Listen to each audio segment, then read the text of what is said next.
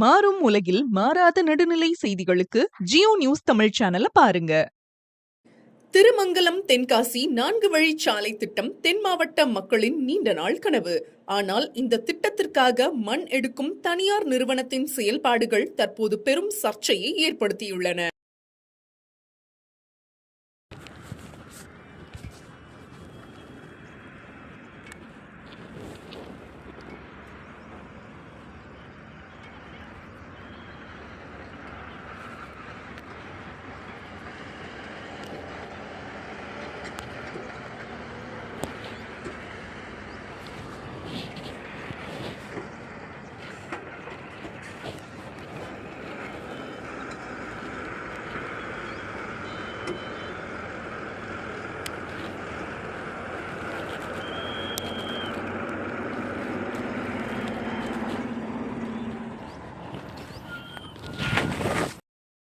மதுரை மாவட்டம் திருமங்கலம் அருகே உள்ள மேலநேசநேரி கண்மாயில் சாலை பணிக்காக மண் எடுக்க அரசு அனுமதி வழங்கியது.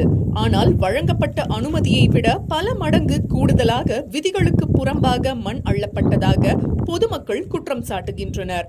இதனால் கண்மாயின் இயற்கை அமைப்பே சிதைந்துவிட்டது. விவசாயத்திற்கு நீர்வரத்து பாதிக்கப்பட்டு தங்களின் வாழ்வாதாரமே கேள்விக்குறியாகிவிட்டதாக அப்பகுதி விவசாயிகள் தெரிவிக்கின்றனர்.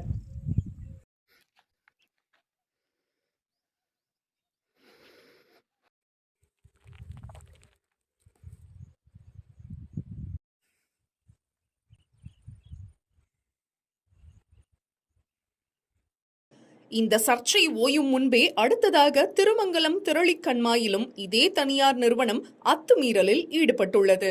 அளவுக்கு அதிகமாக மண் அள்ளப்பட்ட விவகாரம் தற்போது சமூக வலைதளங்களில் பேசு பொருளாக மாறியுள்ளது.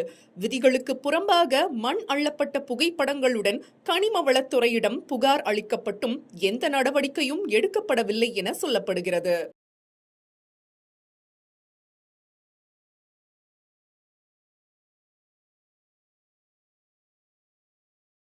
இந்நிலையில் புகார் நிலுவையில் இருக்கும் சூழலிலேயே திரளிக்கண்மாயில் மீண்டும் மண் அள்ளிச் சென்ற லாரிகளின் வீடியோக்கள் சமூக வலைதளங்களில் வைரலானது. இதனைத் தொடர்ந்து கனிம வளத்துறை மற்றும் பொதுப்பணித்துறை அதிகாரிகள் தலையிட்டு மண் எடுப்பை தற்காலிகமாக தடுத்து நிறுத்தியுள்ளதாக தகவல்கள் தெரிவிக்கின்றன.